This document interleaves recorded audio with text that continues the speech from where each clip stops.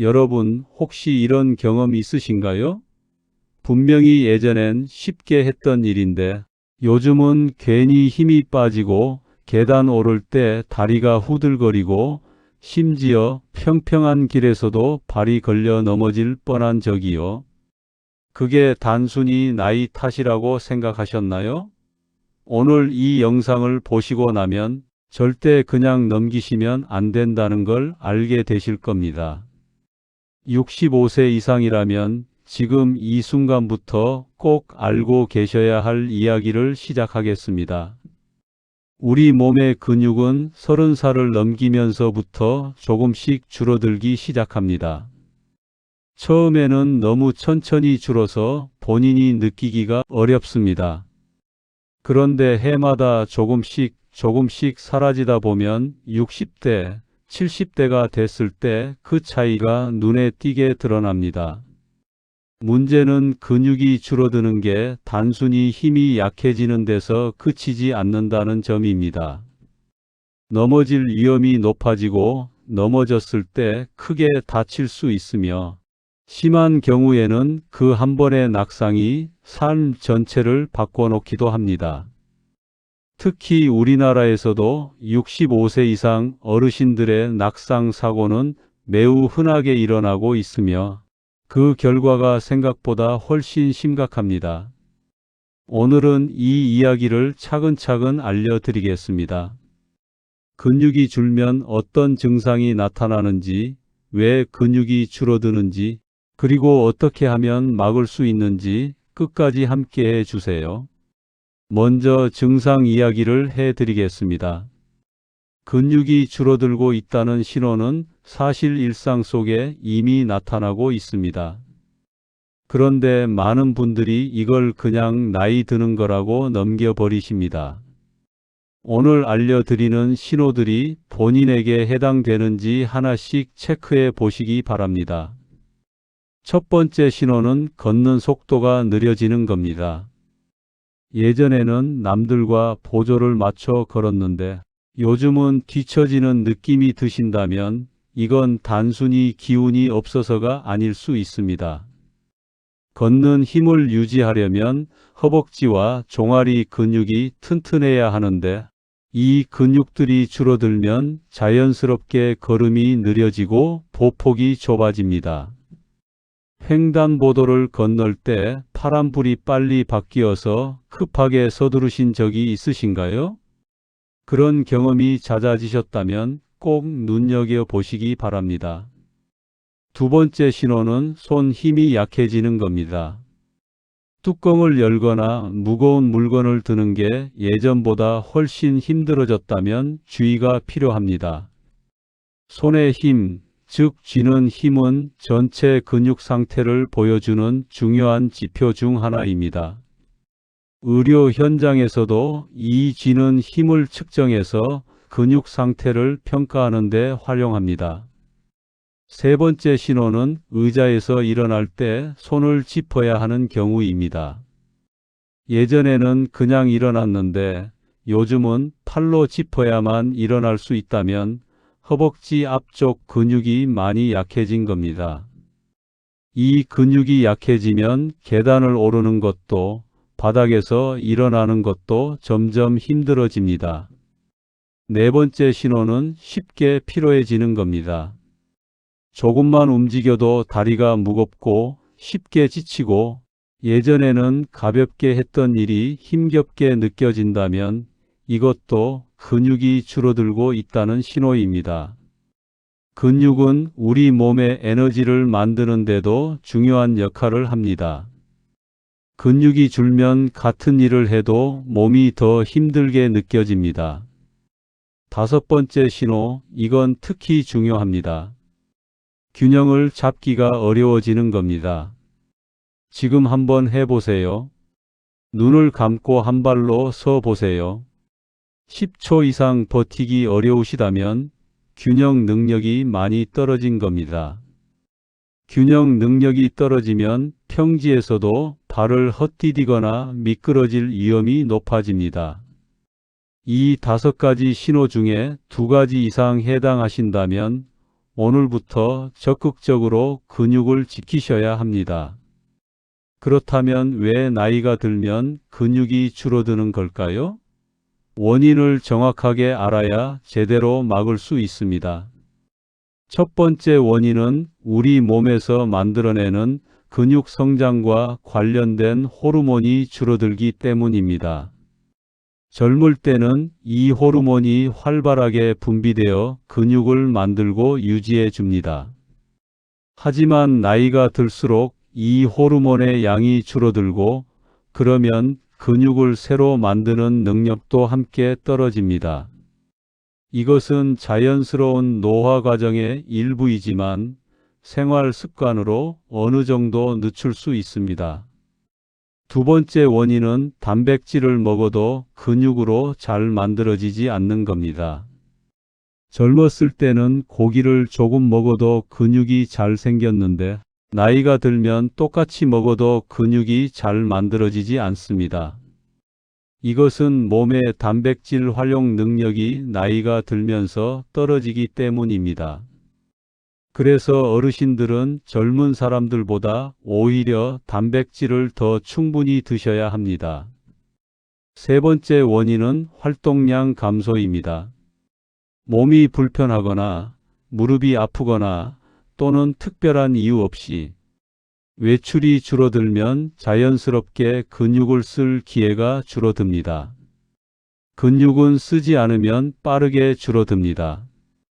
입원해서 며칠만 누워 있어도 근육이 눈에 띄게 줄어든다는 사실 알고 계셨나요? 우리 몸은 쓰지 않는 것은 없애버리는 방향으로 움직입니다. 외출이 귀찮아지고 텔레비전 앞에서 보내는 시간이 길어질수록 근육은 더 빠르게 줄어들게 됩니다. 네 번째 원인은 몸 안의 만성 염증입니다. 나이가 들면 몸 안에 작은 염증이 지속적으로 생기는 경우가 많습니다.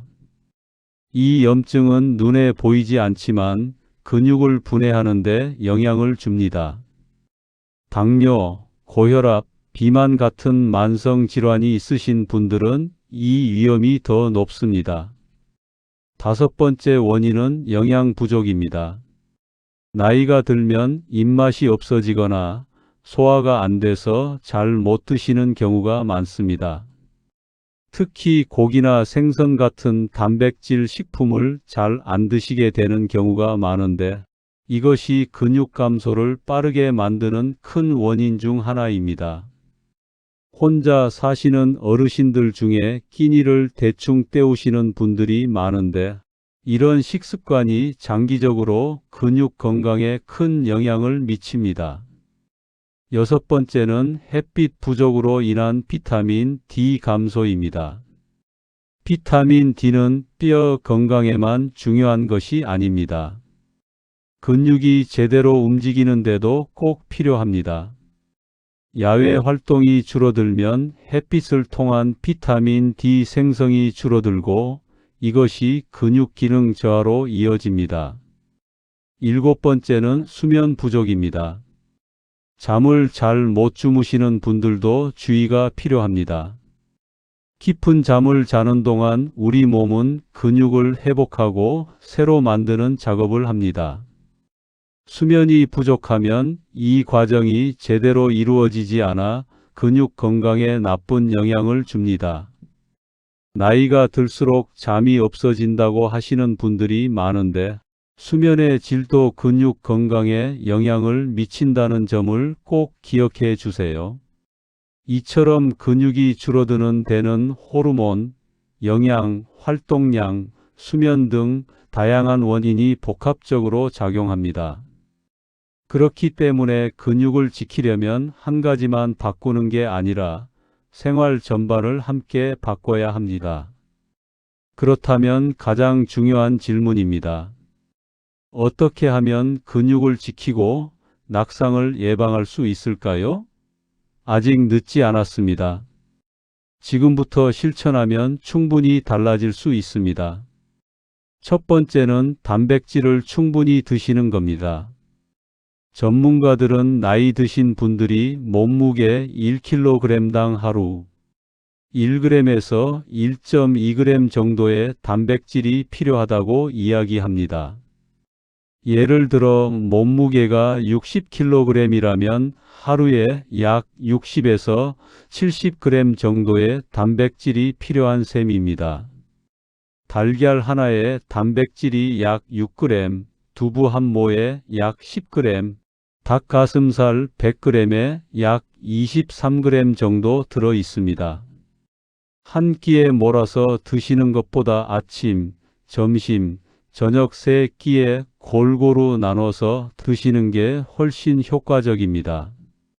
고기가 부담스러우신 분들은 두부, 달걀, 콩, 생선, 유제품을 활용하셔도 충분합니다. 특히 아침에 달걀 한두 개를 꾸준히 드시는 것만으로도 큰 도움이 됩니다. 두 번째는 규칙적인 운동입니다. 운동이라고 해서 헬스장에 가야 한다거나 힘든 운동을 해야 한다는 건 아닙니다. 집 안에서도 충분히 할 수 있는 운동들이 많습니다. 의자에 앉았다 일어서기를 하루 10번씩 두세 번 반복하는 것, 벽을 잡고 까치발 들기, 제자리에서 걷기, 이런 동작들이 허벅지와 종아리 근육을 단련하는 데 큰 도움이 됩니다. 처음에는 하루 10분씩 시작해서 점차 늘려가세요. 운동은 꾸준히 하는 것이 가장 중요합니다. 일주일에 두세 번 근육을 쓰는 운동을 하시면 근육 감소 속도를 크게 늦출 수 있다고 알려져 있습니다. 동네 경로당이나 복지관에서 운동 프로그램을 운영하는 경우도 많으니 함께 하시면 더 꾸준히 할 수 있습니다. 세 번째는 낙상을 예방하는 환경 만들기입니다. 아무리 근육을 키워도 집안 환경이 위험하면 소용없습니다. 화장실 바닥에는 미끄럼 방지 매트를 꼭 깔아두세요. 욕실과 현관에 손잡이를 설치하면 넘어질 위험을 크게 줄일 수 있습니다. 밤에 화장실을 갈 때를 대비해서 작은 센서 등을 설치해 두시는 것도 좋습니다.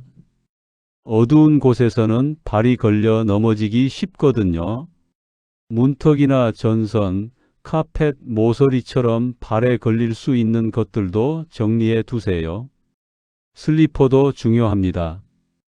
발이 너무 헐렁하거나 바닥이 미끄러운 슬리퍼는 피하시고 발에 잘 맞고 바닥이 미끄럽지 않은 실내화를 신으세요. 네 번째는 균형 감각 훈련입니다. 균형 감각은 연습하면 늘릴 수 있습니다. 매일 한 발로 서기 연습을 해보세요. 처음에는 벽이나 의자를 잡고 한 발로 10초씩 버텨보세요. 익숙해지면 점차 잡는 것 없이 해보시고 시간도 늘려보세요. 이 연습을 꾸준히 하면 균형 능력이 좋아지고 넘어질 위험을 줄일 수 있습니다. 태극권이나 수중 운동 같은 것들도 균형 감각과 근력을 함께 키우는 데 좋은 운동으로 많이 알려져 있습니다. 무릎이 안 좋으신 분들은 물속에서 걷거나 운동하는 수중 운동이 관절에 부담 없이 근력을 키울 수 있어 특히 좋습니다. 다섯 번째는 햇빛을 충분히 쬐는 겁니다. 날씨가 좋은 날에는 하루 20분에서 30분 정도 바깥에서 걷는 것만으로도 도움이 됩니다. 이렇게 하면 햇빛을 통해 비타민 D도 얻고 걷기 운동도 되고 기분도 좋아지는 일석삼조의 효과가 있습니다. 외출이 어려우신 분들은 의사나 약사와 상담해서 비타민 D 보충제를 드시는 것도 방법입니다. 단 모든 보충제는 전문가와 상담 후 드시는 것이 안전합니다. 여섯 번째는 수면을 잘 취하는 겁니다. 밤에 7시간에서 8시간 정도 충분히 주무시는 게 좋습니다. 잠들기 전에 핸드폰이나 TV를 보는 시간을 줄이시고 규칙적인 시간에 주무시려고 노력해 보세요. 낮에 너무 오래 주무시면 밤에 잠들기 어려울 수 있으니 낮잠은 30분 이내로 제한하시는 게 좋습니다. 잠이 잘 안 온다고 수면제에 너무 의존하시는 것도 좋지 않으니 수면 문제가 심하시면 꼭 의사 선생님과 상담해 보세요. 7번째는 복용하시는 약을 점검하는 겁니다. 어떤 약들은 어지러움이나 졸음을 유발하는 경우가 있습니다. 이런 증상이 있으면 낙상 위험이 높아질 수 있습니다. 평소에 드시는 약이 있다면 담당 의사 선생님께 낙상 위험과 관련해서 여쭤보시는 것이 좋습니다. 특히 혈압약, 수면제, 신경안정제 등을 드시는 분들은 꼭 한번 확인해 보시기 바랍니다. 8번째는 정기적인 건강검진입니다. 65세 이상이라면 1년에 한 번은 의사 선생님께 근육 상태와 낙상 위험에 대해 여쭤보시길 권합니다. 쥐는 힘 측정, 걷기 속도 측정, 균형 검사 같은 간단한 검사를 통해 현재 상태를 확인하고 필요하다면 전문적인 도움을 받으실 수 있습니다. 국민건강보험에서도 어르신 건강검진 항목을 제공하고 있으니 놓치지 말고 챙겨 받으시기 바랍니다. 자, 이제 오늘 이야기를 정리해 드리겠습니다. 나이가 들면서 근육이 줄어드는 것은 자연스러운 현상이지만 그냥 놔두면 절대 안 됩니다. 근육이 줄면 힘이 약해지고 균형이 무너지고 낙상의 위험이 높아집니다. 그리고 낙상은 어르신들에게 아주 위험한 사고입니다. 넘어지는 순간 뼈가 부러지고 수술을 받게 되고 오랫동안 누워 계시다 보면 몸 전체가 급격히 나빠지는 경우가 많습니다.